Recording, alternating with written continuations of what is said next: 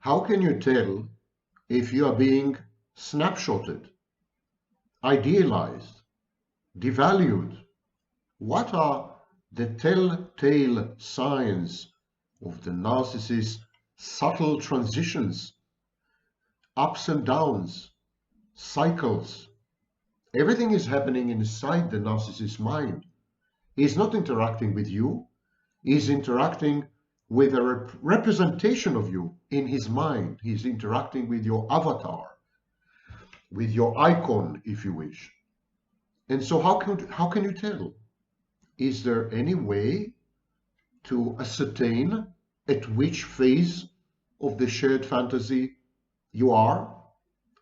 Just to remind you, when the narcissist comes across a potential intimate partner, someone who could accede to and adhere to the shared fantasy, when a narcissist comes across a potential source of narcissistic supply, the narcissist snapshot that person, internalizes the snapshot in a process known as introjection, and then continues to interact with a snapshot of you, never ever with you as an external object. The narcissist has a convoluted and complex relationship with a snapshot. It starts by photoshopping the snapshot, idealizing it, and then he proceeds to devalue the snapshot and to discard it in order to reenact the incomplete separation from his own biological mother, with the hope of becoming, this time, an individual, of developing personhood. Of course, it never works, hence hoovering, but I will not go into it in today's video. There are other videos dedicated to hoovering, and I encourage you to search the channel. There's also a shared fantasy playlist on this channel. Everything is geared for your convenience and comfort, because most of you are Americans. Okay, Shoshanim, American or not. Let us delve right in. But before we do, allow me to present myself. My name is Sam Vaknin, and I'm the author of Malignant Self-Love, Narcissism Revisited. I'm a former visiting professor of psychology in Southern Federal University in Russia, and I am a long-term member of the faculty of CIAPS, Commonwealth for International Advanced Professional Studies, in Cambridge, United Kingdom, Toronto, Canada, and an outreach campus in Lagos, Nigeria. Having dispensed with these pleasantries and self-bragging, let us examine you in the shared fantasy. It is a very disorienting experience. The transitions are so abrupt that they take your breath away. There is a sense of dislocation. Many of the victims of the narcissist react with derealization, depersonalization, and amnesia. These are dissociative responses. The narcissist actually reduces you to a borderline state. He dysregulates you emotionally and otherwise. You begin to develop mood lability, ups and downs, depression, elation. It's all within the set of manipulative techniques. It's a reaction. Those are reactions to the set of manipulative techniques employed by the narcissist, very often unconsciously, one of them being intermittent reinforcement. While the narcissist is fully aware of his behaviors or even misbehaviors, he is not aware of his own psychology, psychodynamic processes and motivations. He has no access to his own emotions. He is a half-baked human being, a simulation, and not a very good one. So, idealization requires from a few hours to a few days from the moment of introjection, of snapshotting. And snapshotting occurs instantly when the narcissist decides that you could serve as an intimate partner in a shared fantasy or as a source of narcissistic supply. So the snapshotting requires an elaborate process within the narcissist's mind to reach the conclusion that you could collude with him in his fantasies, that you could somehow buttress and uphold his grandiose, inflated view of himself, his self-imputed perfection, superiority, and divine attributes. So this takes time. Now, it can take sometimes years. It can take decades. The narcissist can come across you in a work setting, in church, in a club, on a trip, and at first he would not judge you to be the right stuff, the right material. And then days later, weeks later, months later, following personal contact or correspondence or what have you, and sometimes with no contact whatsoever, the narcissist suddenly reaches the conclusion that you're the one. You're the one, and now he embarks on a predatory hunt for you. Now, why are you the one? Who knows? Even the narcissist can't exactly tell why you are the one. Because the narcissist never sees you, never truly sees you. He never interacts with you as an external object. So if you were to interrogate the narcissist, why do you find me to be the ideal, wonderful, perfect partner for you? He won't be able to answer, actually, in the vast majority of cases, or he would simply spew out unrealistic, detached idealizations of you, which don't resemble you at all. The narcissist just knows. And because the narcissist is omniscient, he's all-knowing, he's godlike, he's infallible, he never makes mistakes, the fact that he has reached the conclusion that you could be his intimate partner or his source of supply is indisputable. He never doubts it. He never questions it. He never revisits it. Devaluation is an entirely different thing. Devaluation is not about revising his original opinion. It's about revising you. In the devaluation phase, the narcissist rebuilds or reconstructs or reframes or dismantles or deconstructs the original internal object that represents you in his mind and rebuilds it as a persecutory object, an enemy within, Trojan horse, a fifth column. So in both cases, the narcissist feels justified. Having decided, having reached the conclusion that you are perfect for him, he never doubts his own fallibility. He never says, I may have made a mistake. Instead, he would say, she has changed, or she deceived me, or something like. He would put the blame on you. So the devaluation is about revising the introject, the internal object that corresponds to you, in a way that would exonerate the narcissist, render him perfect victim, for example, so as to allow him to devalue and discard you. But I deal with all this in multiple videos. And again, I encourage you to visit the Shared Fantasy playlist. So, to summarize, the narcissist reaches the conclusion that you're the one, he snapshots you, and within hours, literally within hours, maximum a few days, he idealizes you. What are the signs that you have been snapshotted, introjected, and that you are being idealized? In short, what characterizes what is colloquially known as the lovebombing phase? First of all, probing. The narcissist scans you with his cold empathy. Cold empathy is reflexive empathy plus cognitive empathy, but absent the emotional component or emotional dimension of empathy. It's the kind of empathy a future artificial intelligence program might have. So the narcissist scans you, literally scans you, as an MRI machine would do. And he tries to spot your vulnerabilities, your weaknesses, your frailties, your predispositions and proclivities, your preferences, your wishes, your dreams, your tendencies, etc., etc.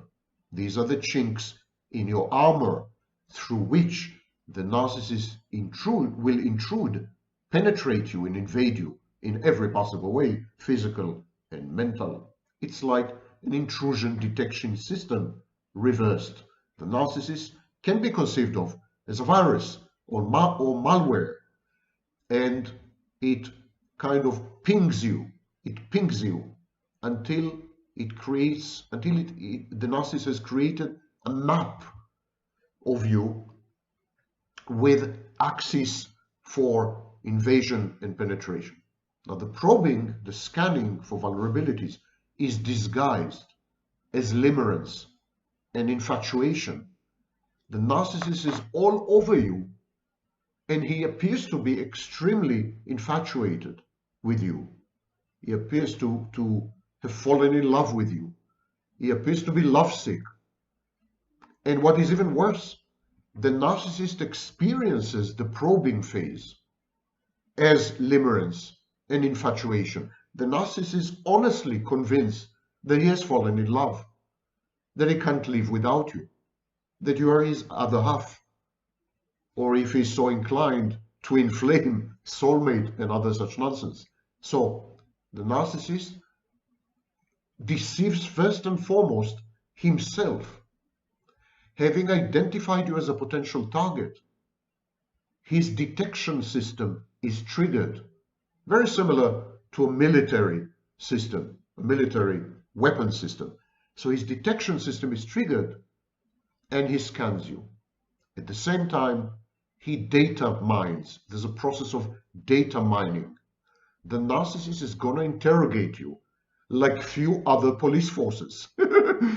He's going to ask you about everything imaginable, every event in your past in the minutest details, everything you've ever experienced, everyone who's ever shared your life with you, your family, your friends, your former lovers, your bosses, your colleagues. The narcissist is going to create a dossier, a file on you, the way some intelligence agencies do.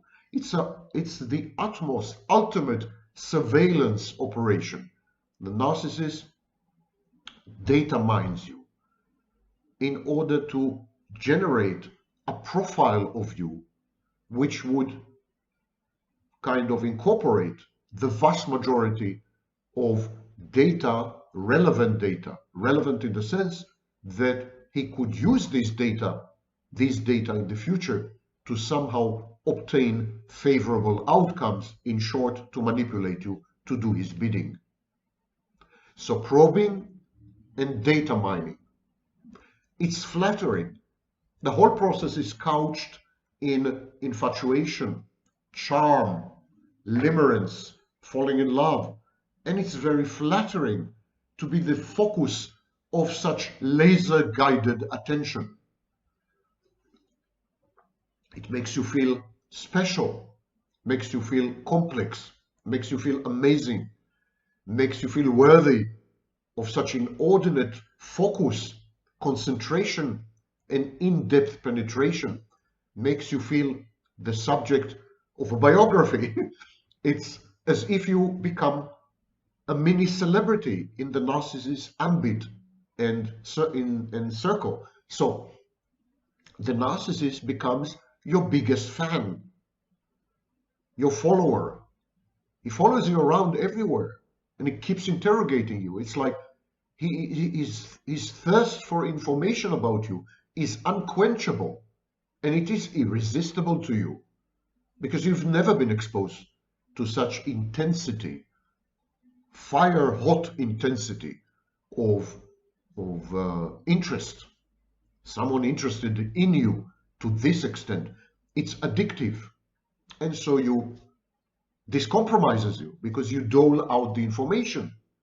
You give the information about you to the narcissist because you want him to continue to be so focused on you and interested in you. You want this to proceed.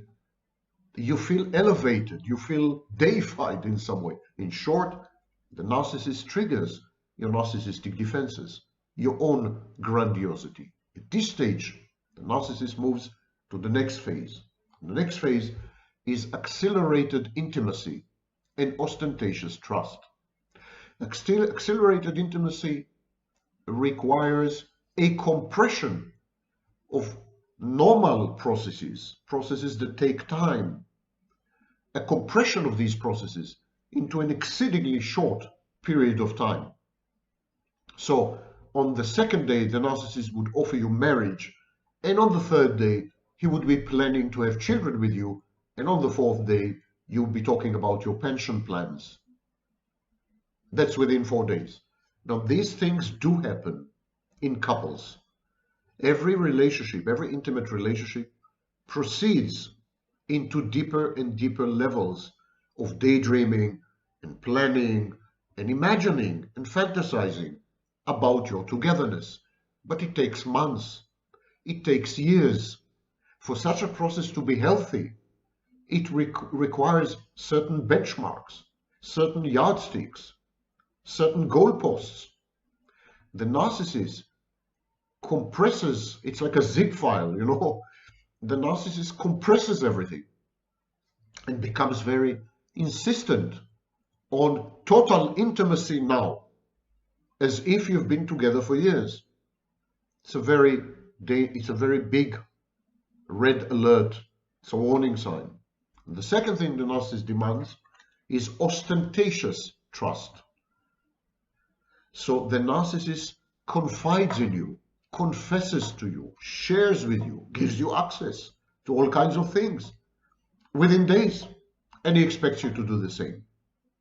He expects you to do the same because gradually he wants to take over your life, to control it. It's a hostile takeover, in effect, because it leads inexorably to devaluation and discard. The whole sense of the shared fantasy, the goal, the meaning of the shared fantasy is to lead the narcissist to separation and individuation from you. So trusting the narcissist to an ever-growing extent is exceedingly dangerous. It's an ominous sign, and you should never do this. But the narcissist pushes you. He feigns disappointment and disillusionment and anger when you refuse to trust him to the extent that he demands, which is infinite. So accelerated intimacy and ostentatious trust. The trust has to be visible, has to be conspicuous. The trust has to be outlandish, self-defeating even, to convince the narcissist and yourself that you're one, that you're a single organism with two heads.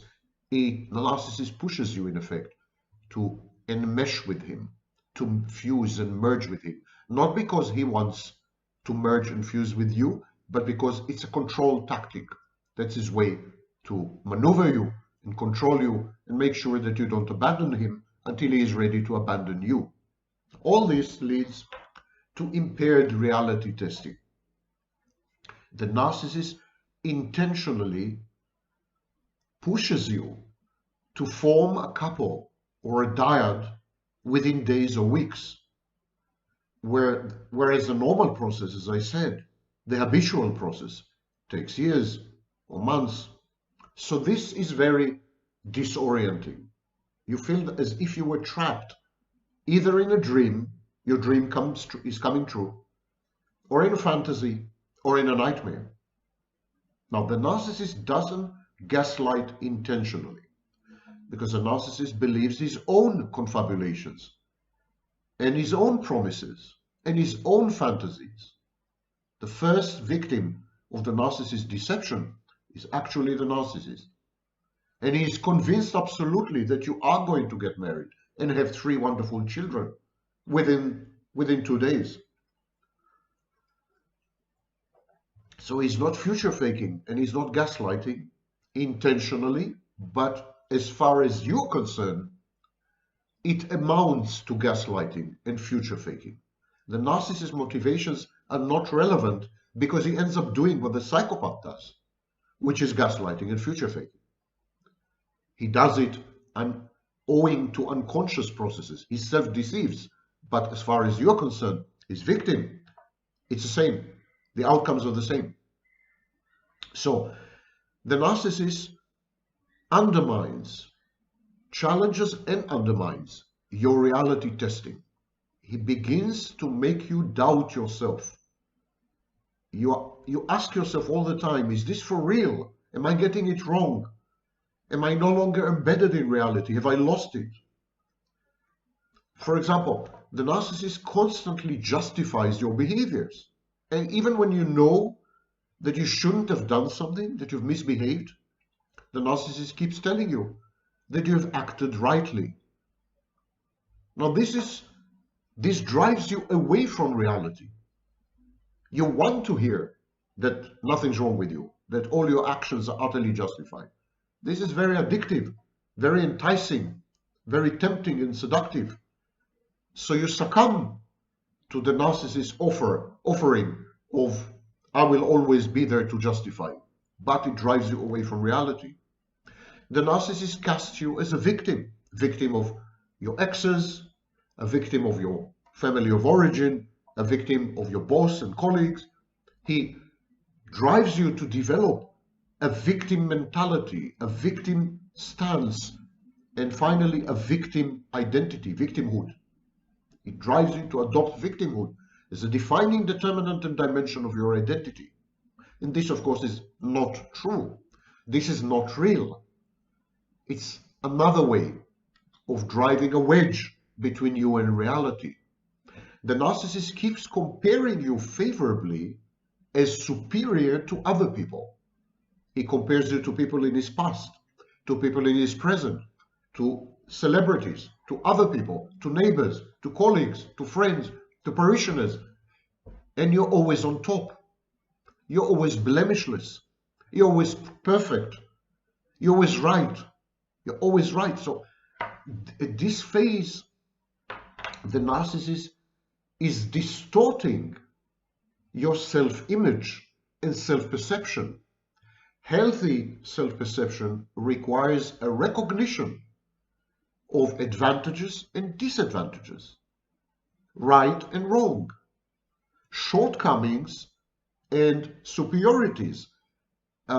Proper, healthy, normal self-perception is balanced, the good and the bad. The narcissist drives you to develop a grandiose, counterfactual, unrealistic, fantastic, inflated self-perception. Therefore, is driving you away from reality and weakening you because you no longer know yourself properly. Your boundaries begin to dissipate and you are not quite sure what constitutes proper behavior and inappropriate misconduct. The narcissist reframes your failures as unmitigated, unalloyed successes. That is also very disorienting. In short, the narcissist becomes the buffer, the interface, the firewall between you and reality. He takes over your reality testing. So whenever you want to judge reality, whenever you want to appraise it, you revert to the narcissist as the sole authority. That is a cult. Narcissist creates a cult. You might as well be in a prison cell with no access to the media.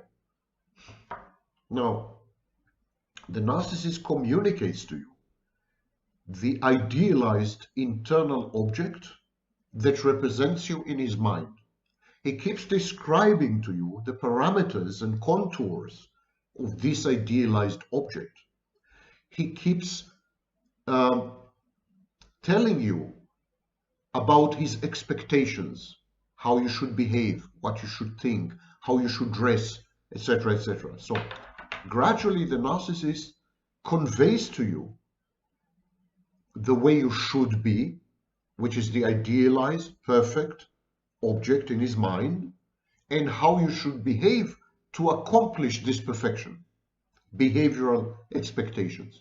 The narcissist becomes very possessive of you. There is not romantic jealousy. There's no fear of loss.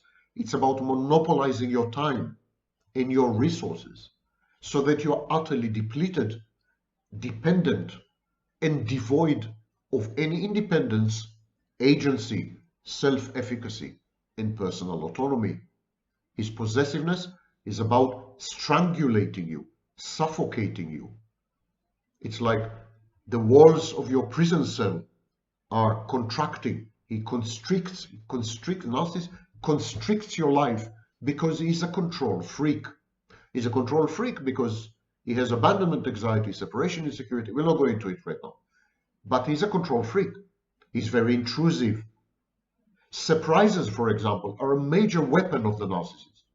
The narcissist keeps surprising you. But the surprises are not only intended to please you and gratify you, the surprises are also intended to disbalance you, to create a state of constant trepidation, anticipation, uncertainty, indeterminacy. Surprises keep you on your toes and utterly dependent on the narcissist's goodwill. Surprises are a form of intermittent reinforcement. The narcissist seeks to realize your fantasies now that you have confided in him in the beginning of the love bombing, during the probing and the data mining stage. He came to learn everything about you. So he knows your fantasies and he is hell-bent and set on realizing your fantasies. Again, as a tool to control you. It's very edifying and very gratifying and very addictive to have your fantasies come true. Narcissist does everything I've just mentioned in order to mold you to become so dependent on him that you would agree to shapeshift in order to fully conform to the idealized internal object in his mind and change your behavior to meet his expectations. And this is what I call coercive snapshotting. Because when you don't conform, when you disagree, when you criticize, when you fight back, when you resist, when you show any hint of independence and autonomy and personal agency and so on, the narcissist penalizes you. He becomes very punitive. Anything from silent treatment to physical beatings. So, the coercive snapshotting phase is about coercing you into fitting the internal object in his mind, molding you, shape-shifting you, sculpting you like Pygmalion and Galatea, sculpting you to become that internal object so that there's no discrepancy, no daylight between the external object, which is you, and the internal object that represents you in his mind. This lack of discrepancy or reduced discrepancy also reduces, mitigates, ameliorates the narcissist's internal tension, stress, anxiety. It's an anxiolytic stage. The narcissist wants you to become that idealized, counterfactual, unrealistic, inflated, grandiose, superior, perfect, ideal object in his mind. And he will do anything to force you to become that object. Hence, coercive snapshotting. Once you have become, once the narcissist judges that you had become or that you largely conform to the internalized, idealized object, he then parades you. I call it trophy parading. He shows you in public. It's a form of ostentation. He brags about you.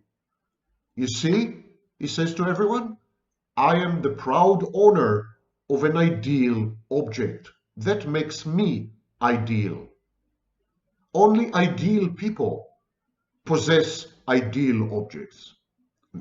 Here's my object. Look at her. She's perfect. She's drop-dead gorgeous. She's amazingly brilliant and hyper-intelligent. She is perfection. She's godlike. She's a goddess. She's a goddess that makes me a god. This is co-idealization.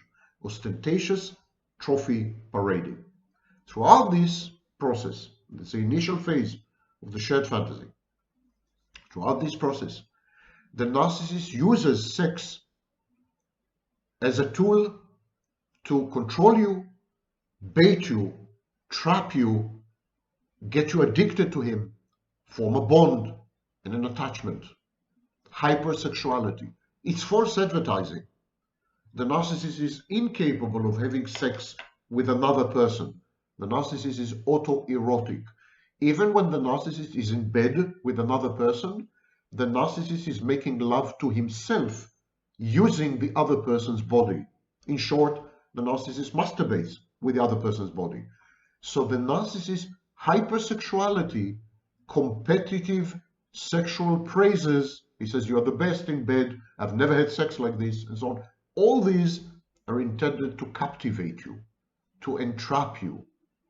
And then when the narcissist feels confident that he's not about to lose you, the sex diminishes or vanishes altogether or becomes overtly masturbatory. He doesn't bother or care anymore about your needs in the sex. When the idealization is complete, the narcissist changes his interlocution, he changes his speech patterns, his speech acts. Whereas throughout the initial phase, the love bombing phase of the shared fantasy, the communication was mostly about you.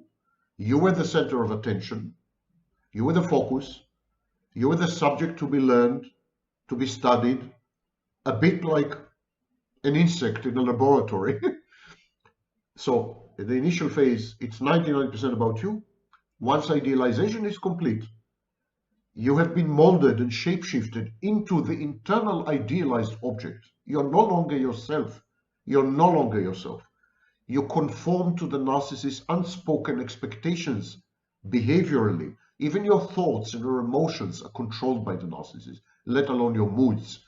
You're an extension of the narcissist now. You're a figment. You have become indeed an internal object. You have lost your externality, your separateness, your autonomy. At that point, when the narcissist decides that he owns you, possesses you so totally that there's no way for you to elope or to escape, at that point, the narcissist stops talking mostly about you and starts to talk mostly about himself. And from that moment on, for the rest of the relationship, it's about him. 90% about him. Even if he were to ask you something about yourself, it's because he wants to ascertain that you're going to function, that your functionality is not hampered or obstructed, that you're not going to abandon him. So even when he talks in this later stage of the shared fantasy, even when the communication is focused on you, it's because the narcissist is lacking some information. So it's a form of data mining. What about devaluation? How can you tell that you're about to be devalued? Coffee break. Devaluation resembles very much the separation phase, not only in early childhood, but also in adolescence. There is a second separation phase in adolescence. The narcissist, when he discards you, is very much like an adolescent. He's defiant and reactant. He is contemptuous. He distances himself. He defines his identity in contradistinction to your identity. We call it negative identity formation. His identity is the opposite of your identity. He's like, he's not you. That's his identity. And he's approach avoidant. All these are very common among adolescents who are separating from parental figures. And they are very common among narcissists in the discard devaluation phase. So in the narcissist's mind, when he already starts devaluing you, he had already discarded you. He has already discarded you. In his mind, you are discarded. The narcissist devalues you because he has already discarded you in his mind.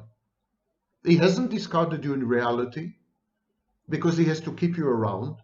He didn't tell you to walk away. He didn't break up with you because he needs you to hang on.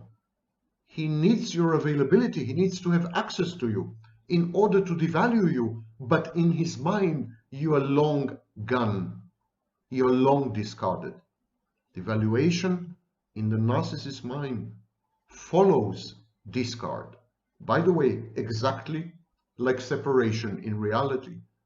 In the separation phase from mother, mother is idealized then the child separates, and then the child devalues mother. He develops a more realistic perception of mother, which includes her bad aspects, frustrating aspects, shortcomings, failings, flaws. The realistic image of mother following the separation phase at age 2 to 3 is a devalued image, because prior to separation, mother is perfect. She's godlike. After separation, she is a mere human. She is devalued. So the narcissist goes through the same phases in his mind and in reality, but in reality he has to keep you around, so he gives you the impression that you have not been discarded. But that's a lie, because in his mind, even before he starts with the first hint of devaluation, you're long gone, you're no longer with him. What are the signs of imminent devaluation? How can you tell when the narcissist has discarded you in his mind and is about to embark on a campaign of degradation, denigration, humiliation, contempt, devaluation against you? How can you tell? The transition from love bombing, shared fantasy, to devaluation is very often abrupt and inexplicable. It's a whiplash. It's mind contorting. It's utterly incomprehensible. It's a bolt from the blue. It's a thunderstroke. It's people feel disoriented, dislocated, discombobulated, confused. They don't know what to do. They internalize shame and guilt. They castigate themselves and chastise themselves. I've done something wrong, maybe. Did I provoke him? Did I misbehave? They don't know what to think. They don't realize that's an internal dynamic. It's inside the narcissist's mind. It has nothing to do with them. The narcissist's intimate partner is flabbergasted. She is heartbroken, precisely because she can find no reason, rational or irrational, for what's happening. She doesn't realize that she is just an artifact. She's just a symbol. The narcissist's mind is in operation. These stages, idealization, discard, devaluation, they all take place within the narcissist's mind. They are artifacts of his mind. They are processes that unfurl and unfold in his brain. They have nothing to do with external reality. They have nothing to do even with you. Any and all intimate partners go through the same inalienable, indistinguishable phases. You are utterly interchangeable. You're a commodity, like a grain of rice or an internet service provider. It's not about you, and you've done nothing wrong. It's about the narcissist and the inexorable, ineluctable, inevitable processes that infest his mind, because it's an infestation.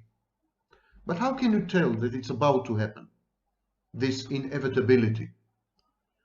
The first thing is emotional absence. Suddenly the narcissist is indifferent and cold and detached. There is affected civility, ostentatious politeness, the use of language which is not intimate and alienating, formal language, cold language, freezing language. The narcissist is absent in every possible way. He pays no attention to what you're saying. He doesn't commiserate, doesn't offer support or succor or help or advice. He shows no interest in you and your life, even more than typically. He's gone. For all intents and purposes, he's gone. That's the first telltale sign. You see this happening? A sudden transition from the warmth and affection and engulfment of the shared fantasy. Transition from this to cold absence. You know, that discard and devaluation are afoot, to borrow from Sherlock Holmes. And then the second phase is constant criticism and denigration of absolutely everything you're doing, of everything you're not doing, of everything you're thinking and everything you're feeling, every communication or lack of communication, every choice, every friend, every family member, and even your past. Total and constant criticism, for example, of your sexual history. So, putting you down, demolishing you brick by brick, undoing you, disentangling you, breaking you to pieces, to smithereens, leading to a state of falling apart and disintegration under these constant hammer blows or Chinese water torture. The criticism is astute because the narcissist possesses cold empathy. He knows which buttons to push. He realizes where your vulnerabilities lie. He knows the chinks in your armor. He is able to penetrate and intrude and invade you in more ways than you know. The narcissist knows you to some extent better than you know yourself. And if you've been long enough with a narcissist, you have become his creation. So he's like a sculptor destroying his own sculpture. And this constant barrage of degradation and humiliation and criticism serves as a voice, becomes a kind of externalized, harsh critic instead of an inner critic, an outer critic, but as lethal and as destructive as a sadistic superego or sadistic inner critic. The narcissist conflates this behavior with passive aggression, silent treatment, standing aside, non-benign or malevolent, actually, non-intervention. He sabotages and undermines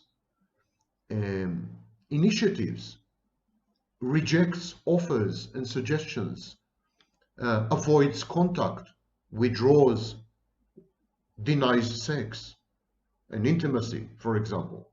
This passive aggression, coupled with aggressive criticism, complete the entire picture of human aggressive behaviors. In other words, the narcissist is aggressive during the devaluation phase in every manner known to humanity. He makes unfavorable comparisons between you and other women, for example. If you are a female intimate partner, he would make unfavorable comparisons between you and other women. In a way, triangulate, provoke your jealousy, get a rise out of you, humiliate you, and make you feel ashamed of yourself, utterly destabilize the foundations of your self-esteem and self-confidence, drive you to the corner where you would cower with pain and hurt, cause you to neglect yourself and abandon these aspects of you which used to matter to you, for example, your looks, or maybe your education, or maybe your social life. He would constrict your life. He would denude you of everything that made you happy. He would push you into the territory of anhedonia, inability to experience pleasure, and dysphoria bordering on depression. The narcissist sets you up for failure and pushes you to misbehave. These are his instruments in order to shame you, to guilt trip you, to emotionally blackmail you, to prove to you and to show you how inferior you are, how imperfect you are, how stupid you are, how gullible you are, how much better you could have done had you just put your mind to it, so how lazy and indolent you are. In order to do all this, the narcissist needs you to fail, encourages you to fail, creates situations in which you are liable to fail. There's no other way but to fail. And he pushes you to misbehave. Narcissists have been known to push their partners to cheat on them, to misbehave with other men or women. Narcissists have been known to push their partners to commit antisocial acts, crimes, to behave recklessly, to develop addictions. Narcissists drive you into these misbehaviors because these misbehaviors, this misconduct, is a weapon in the narcissist's arsenal against you. Anything and everything you do or say, or don't do and don't say, can and will be used against you. And the narcissist will make sure that to replenish this armory of slings and arrows, he acts as a cruel fate, if you wish. A narcissist during the devaluation phase develops paranoid ideation and pathological jealousy, including retroactive jealousy, jealousy of your former boyfriends or former sex partners. The narcissist becomes overbearingly and overwhelmingly suspicious. He begins to scrutinize everything you do. He spies on you. He collects evidence. And he creates an atmosphere of terror and intimidation, an ambience of walking on eggshells. This is also part of the devaluation because indirectly it leads you to doubt your own perception of reality and again sets you up for failure, because who can function properly in such an ambience, such an environment? No one can. The narcissist on purpose acts secretly. Suddenly he becomes very, very secretive. Clandestine activities, financial or romantic, a love affair, perhaps insinuated or real. He blocks you, he walls you off, he stonewalls you, he firewalls you, he puts walls around him, he won't let you in. Big swaths of the day, many hours a day, he's gone. You don't know where, you don't know with whom, you don't know what he's doing. He behaves in ways which make you uneasy, make you terrified, make you suspicious.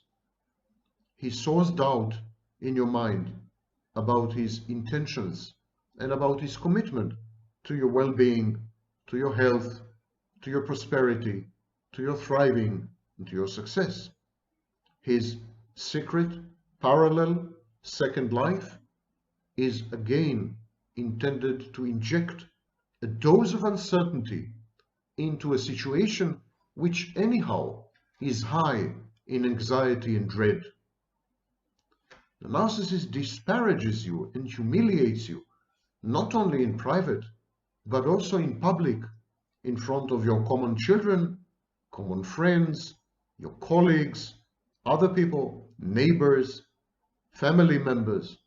He makes sure to expose your weaknesses, your errors and mistakes, wrong judgment, stupid utterances and sentences you've said, and so on. He depicts a picture of you gradually over time that is very, very non-complimentary. A picture of you that renders you or kind of shows you in the worst possible light, especially with people you care about, people who matter to you, or people you seek to emulate and admire. He undermines not only your image, but he undermines your prospects, because if he does this with your boss, you're very unlikely to receive a promotion. If he sows doubt between you and your children, that is the core of what is colloquially known as alienation. Some of it is goal-oriented, to hurt you the most. The narcissist is very angry at his original mother because she didn't let him become. She didn't allow him to be, to have a life. So he takes it out on you. There's a lot of punitive attitude in the narcissist devaluation phase. It's not only about splitting, rendering you all bad and the narcissist all good. it's not only about justifying the narcissist discard, it's also about putting you down as someone who stands in for a figure in the narcissist's life who had let him down, frustrated him, and prevented his self-actualization, rendered him a non-entity, an emptiness and a void. His mother, the narcissist's mother, took away his life, took away his essence and identity, and the capacity to ever regain them. And he needs to punish her and all her successors, especially you. So he withholds sex. And when he does have sex with you, he degrades you. Narcissists are known to engage in kink or to push you to have group sex with other men if you're a woman. And the idea is to kind of prostitute you, devalue you, show you that you're a piece of trash, treat you as unworthy of boundaries and respect. Narcissists use sex, weaponize sex, and weaponize the absence of sex. At the same time, during the devaluation phase, there are ongoing preparations for the discard. The narcissist ceases to have any joint activities with you, backs off from things you used to do together.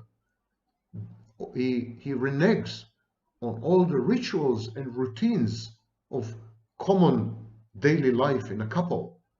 He avoids going out with you, so he dismantles your social circle and your social sphere, your common social circle and social sphere. He opts out of your life. He's gone. He waves goodbye, if he ever does. He simply stops, he deactivates your togetherness.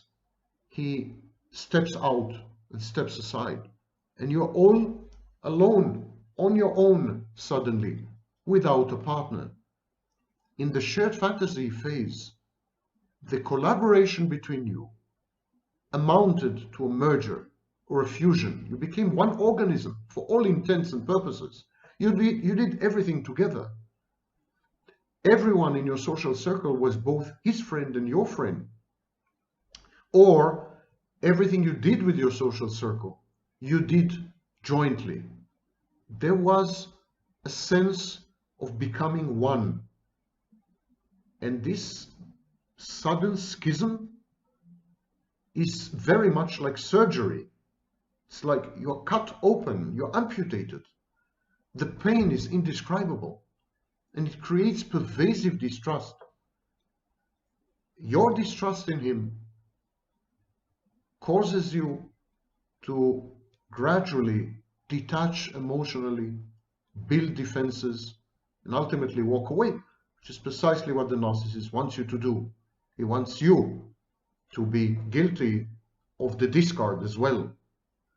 And in the meantime, he micromanages everything that has to do with him. Access you have to anything, from his bank accounts to his daily life, he suddenly puts under a magnifying glass. He places it under a microscope. He studies every move you make, every breath you take, and micromanages you, makes you feel stifled, suffocated, struggling for a breath of air in a space that gradually constricts and closes in on you, very reminiscent of a coffin in a funeral for your dead marriage or dead relationship.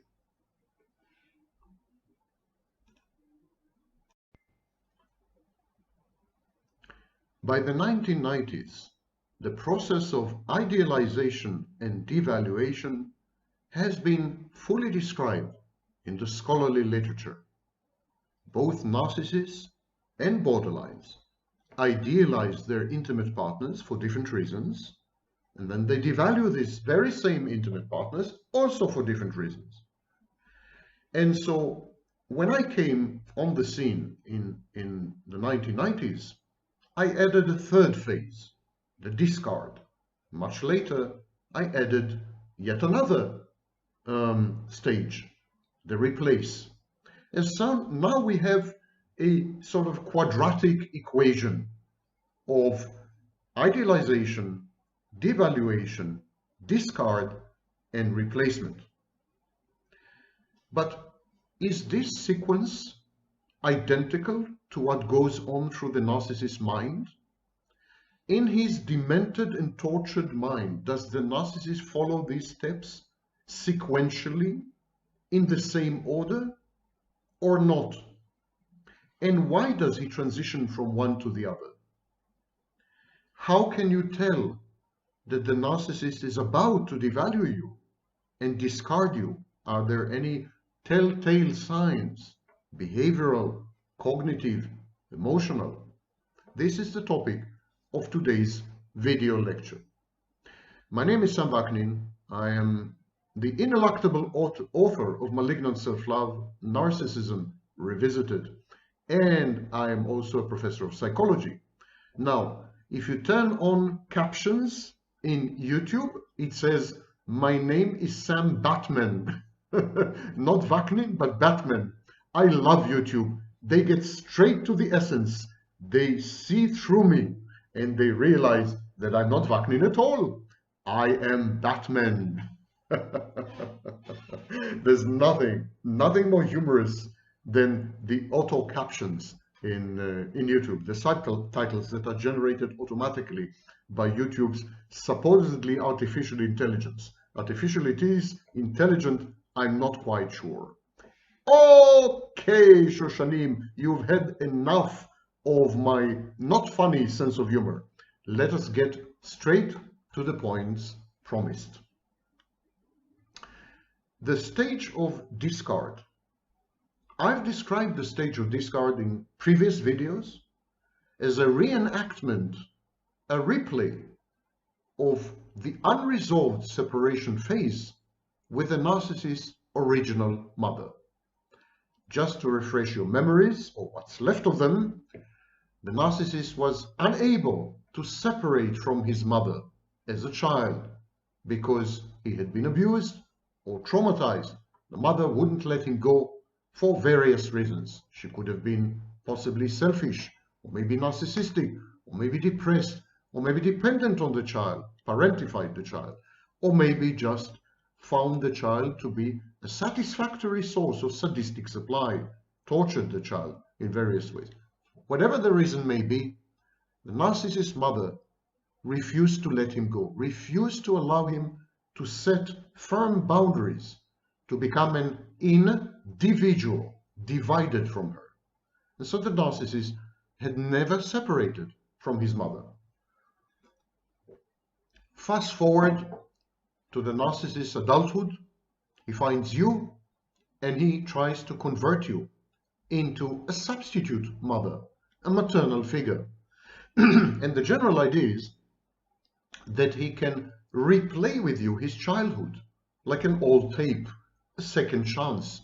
He can reenact all the dynamics between him and his original mother with you, but this time with a different resolution. This time the narcissist is going to succeed to separate from the maternal figure, which happens to be you. And this separation is the discard. The narcissist is compelled, compulsively, is compelled to separate from you. He is forced by internal dynamics. He is forced to discard you. Discarding you is a symbolic separation from the original mother. I've explained all this in much greater detail in other videos and in my interviews with Richard Grannon. Following separation, there's a phase called individuation. Individuation is setting boundaries, developing a well-constellated, integrated, coherent and cohesive sense of self, regulating one's sense of self-worth, etc., etc., becoming an individual, individuation. In the narcissist's mind, the only way to separate from you is to discard you. And the only way to individuate, to become an individual, is to devalue you. Wait a minute, Wagner, say those of you who are still awake. Why does the narcissist need to devalue me in order to become an individual?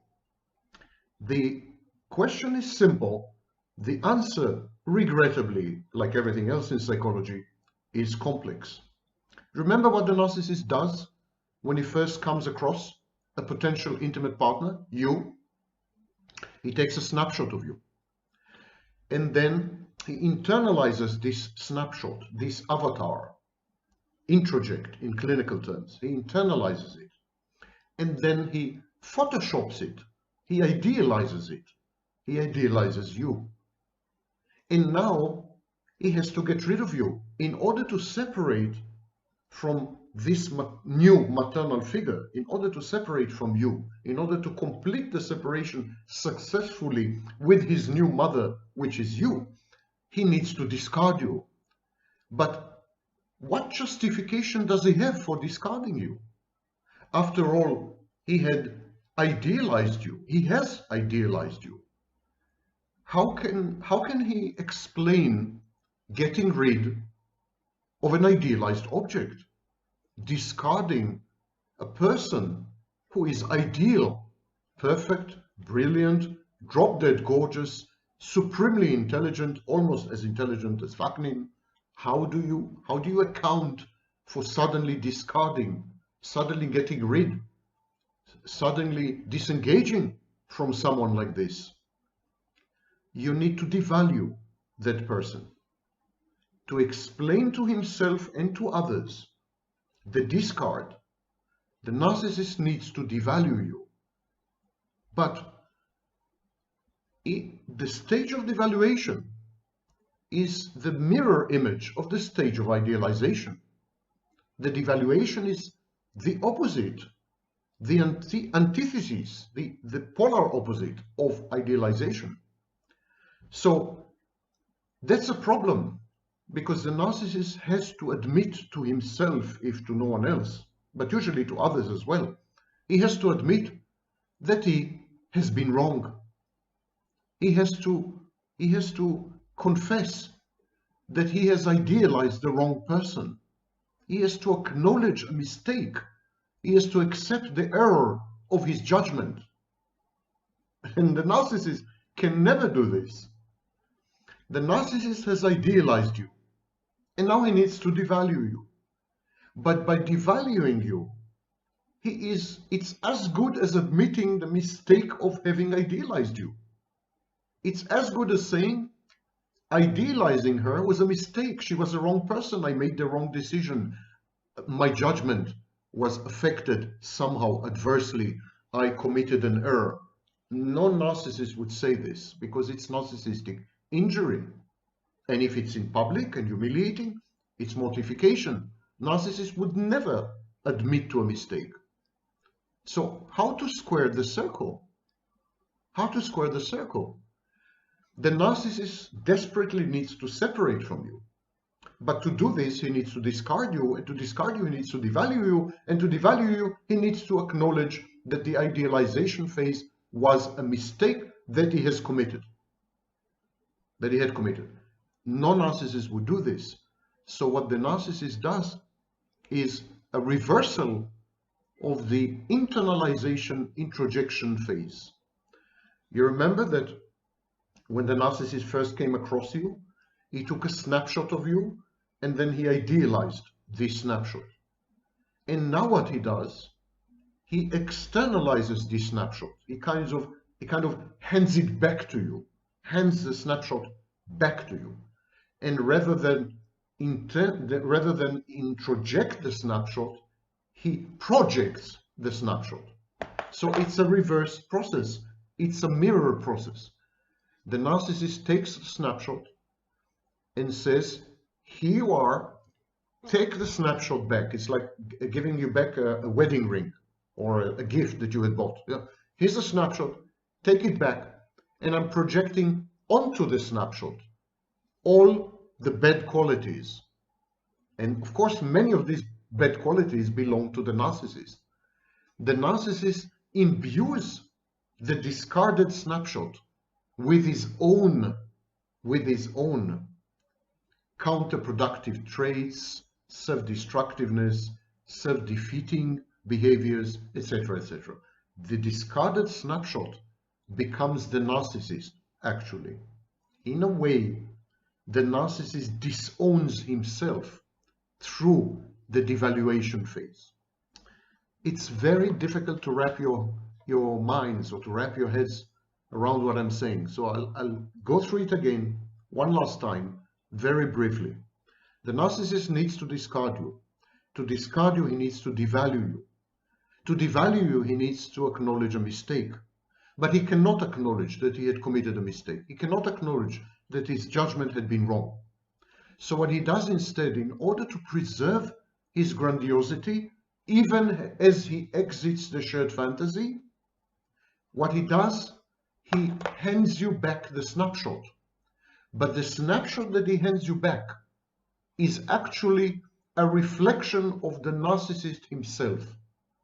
This process is known as splitting. The narcissist makes you all bad, and by making you all bad, he renders himself all good. And he says, she is actually all bad. She had deceived me. She had changed for the worse. I'm a good person, so I was misled. In other words, the narcissist aggrandizes himself by splitting the negative aspects of himself, placing them on the snapshot, and handing the snapshot back to you. The original process of creating the snapshot is called, in clinical terms, internalization introjection. The reverse process that leads to devaluation and discard is externalization projection. The narcissist actually regresses to a very early stage in his childhood when separation occurs. Separation happens at age 18 months. The narcissist regresses to age 18 months or 2 years, and at that age, there is a defense mechanism called splitting.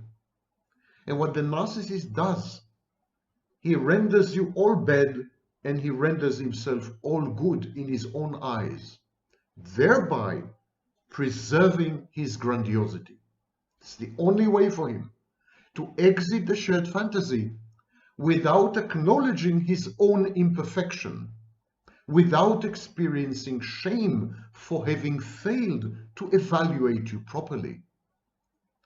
So he tries to do this.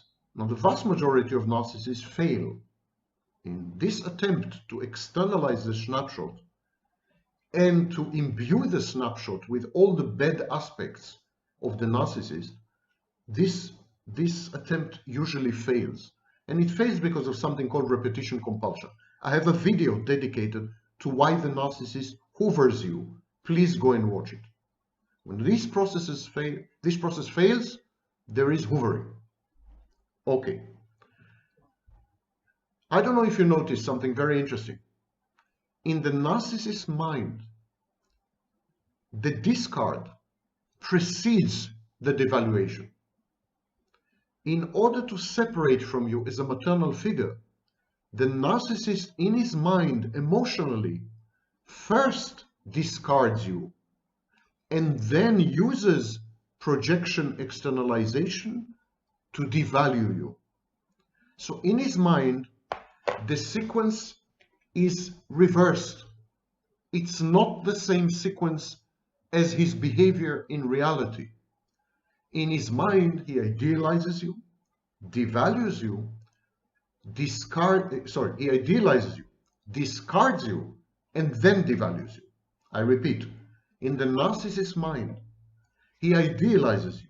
He then discards you as he would have discarded his original mother. At age 2, the mother is still idealized. The toddler, the 2-year-old toddler who separates from mother, is separating from an idealized image, an idealized imago, an idealized internal object. It's the same with the narcissist. He idealizes you and then he discards you. He separates from you while you're still idealized. But to explain to himself why he is separating from an idealized person, from an ideal person, from a perfect person, to explain this to himself, the narcissist devalues you. So we have a divergence, we have a discrepancy. In the narcissist mind, it's idealization, discard, devaluation, replacement. In reality, it's idealization, devaluation, discard, and replacement. How can we explain this discrepancy? How can we account for it? If the narcissist has discarded you in his mind prior to devaluing you, why in reality he devalues you before he discards you? Because he has to hang on to you. He has to keep you around. He needs you there because he needs to complete the process with you. Had he discarded you immediately after having idealized you, you will not be around for the devaluation phase. Let me repeat this. If the narcissist were to idealize you, and then the narcissist were to discard you, you would walk away and you would not be available there for the devaluation phase. So the narcissist has to reverse the order. He has to first devalue you and keep you around in order to complete the devaluation process, and only then he discards you.